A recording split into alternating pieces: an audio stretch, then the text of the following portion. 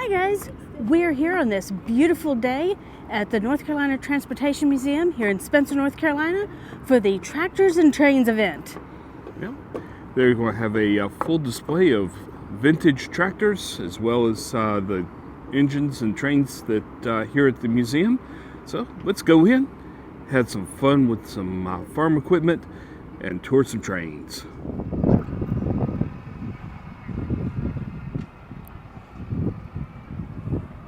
Got a few food trucks out here today. Teriyaki on a stick. And grilled corn, that place is good. Yeah, the grilled corn, and also the roadway dog and grill. We've eaten at all of these in past events. Can vouch for all of them. They're delicious. Got a little bit of new equipment here, just so that you can have a reference against the vintage tractors. See just how far things have come in the last century.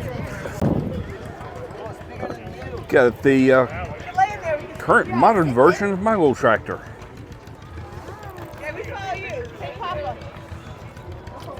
I named him Frank. You don't realize just how big the combines are that harvest the fields, the grains and all that feed us, until you get up close to one. It's taller than I am. Most things are. Now we're getting over into the classic tractors. Got things lined up here in front of the back shop. As always, be careful. A couple of running examples of very early tractor engines.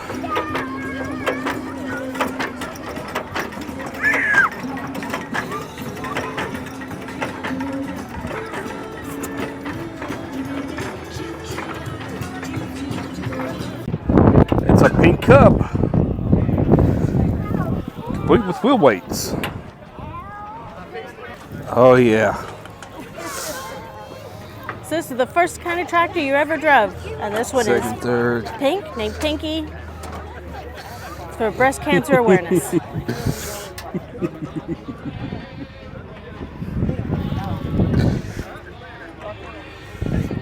I miss the Cub. One of Tony's favorite days. It's not too hot, beautiful sunny day, and there's tractors and trains. What more could a man want? There you go, 1949 Farmall B. Nice looking tractor. These were really versatile, and there were quite a few farms that had these. It's kind of the standard for tractors in your small farms. Beautifully restored Ford. It is pretty. Got a little yard tractor, Gilson.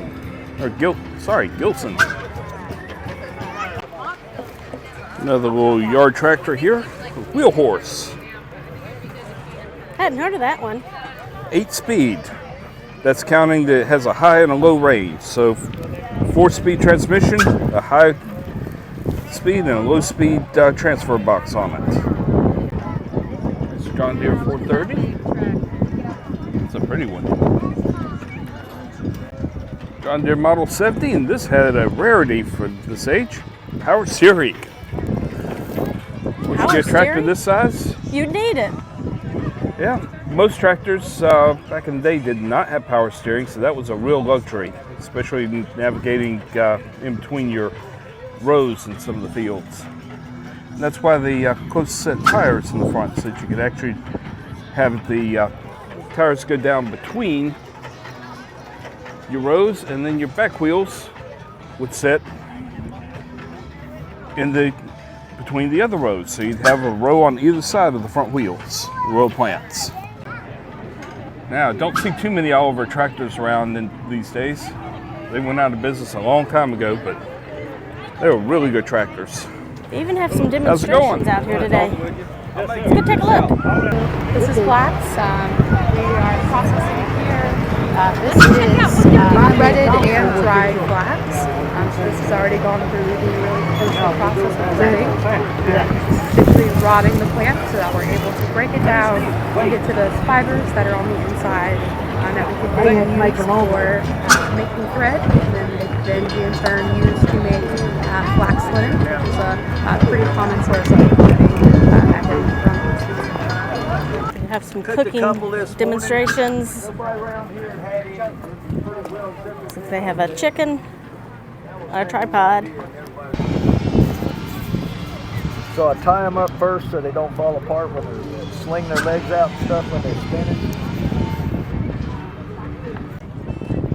Split chicken, keeping it downwind so it gets all the heat from the fire, but not right over it. Just spin it up so that the string gets good and twisted. And precursor to rotisserie. And one of Tony's favorites, the blacksmith demonstration. Oh yeah, It's in your family heritage. it is. Great uncle was a blacksmith, and actually my great grandfather was a blacksmith. Passed it down to my uncle, great uncle, and something I'm hoping to learn in the future. Collection of all kinds of different hammers, tongs, other equipment that's used in the blacksmithing process, just depending on what you're trying to make. Now he has a coal-fired forge, currently cranking the air up to get the temperature up on it.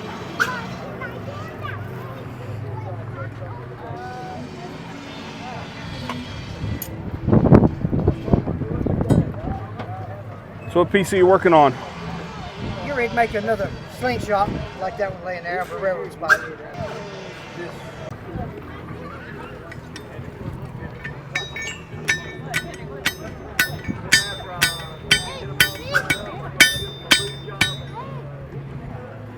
Slice them up a little bit. It'll pop.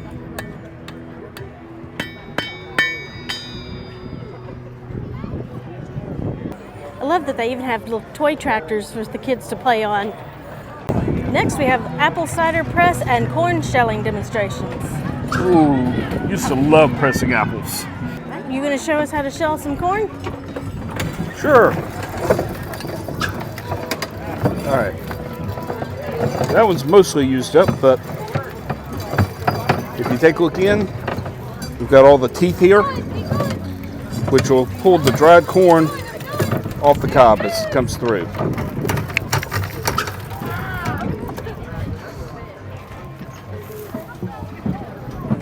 We have a nice empty cob. Works well. Plenty of feed corn in the bin. Tossing a few apples in.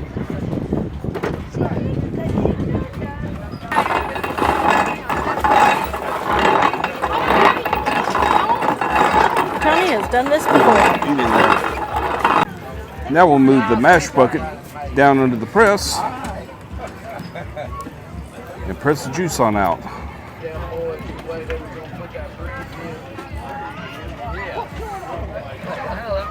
I'm gonna love to see a damn horse go across that. Now slats in the bucket there just so they can, the juice has plenty of room to come out.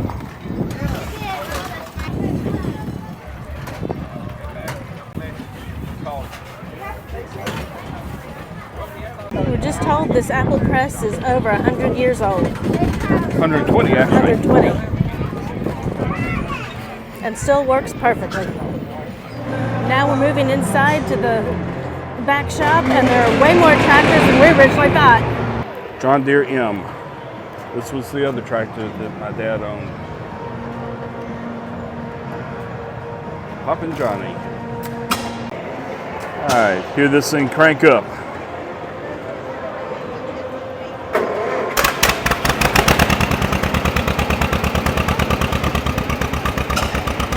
And that brings back some memories.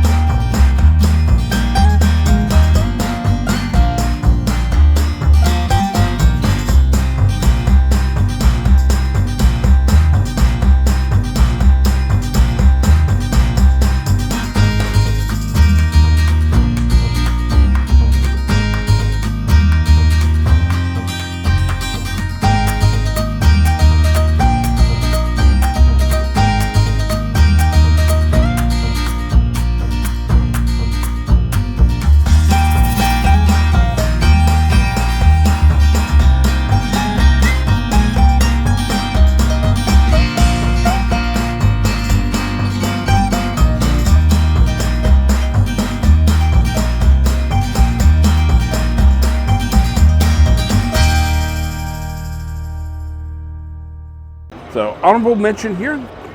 These are not a part of the show, but they are part of the collection here at the museum.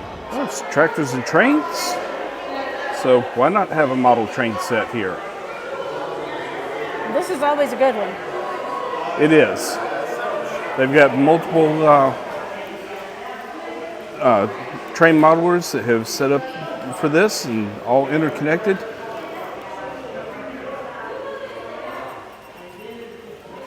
These guys have put a lot of work into their sections and it really shows.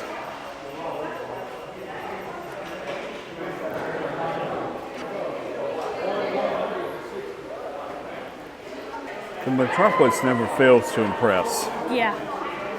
Including a house on fire. Well, why not? Actually, the fire's out. It's the, Yeah, fire department did a good job. yep. Uh-oh. I think we got an alien incursion going here. Yeah. If you're looking for a souvenir on your visit to the Transportation Museum, the souvenir penny wheels are always fun. You got a number of styles to choose from. I've got some nice merchandise for the event today. North Carolina Transportation Museum, tractors and trains. They have t-shirts and stickers.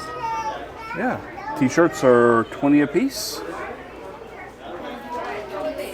Stickers are 6. Stickers are 6. This one's for the wee ones, Yep. and it is $16. These are cool. I wonder if Amy will let me get one to put in the menagerie, or at least the office. Got some nice merchandise here, celebrating the 100th anniversary of the Bob Julian Roundhouse.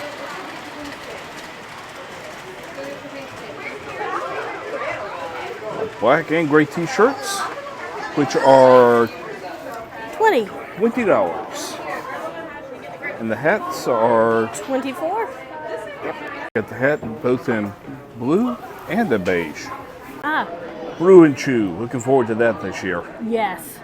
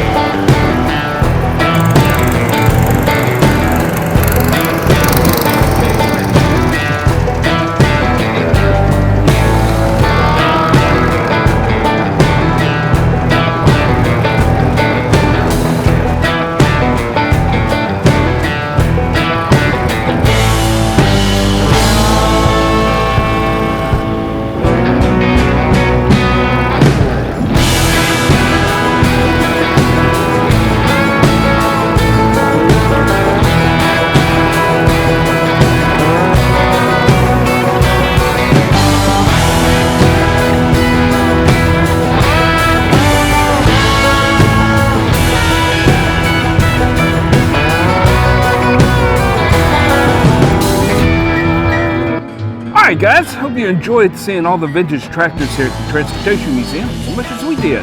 Hopefully you get a chance to come out next year to see this because it's a yearly event. And now I think it's time for us to go vote on our favorite tractors. Alright, bye guys. See you in the next excursion.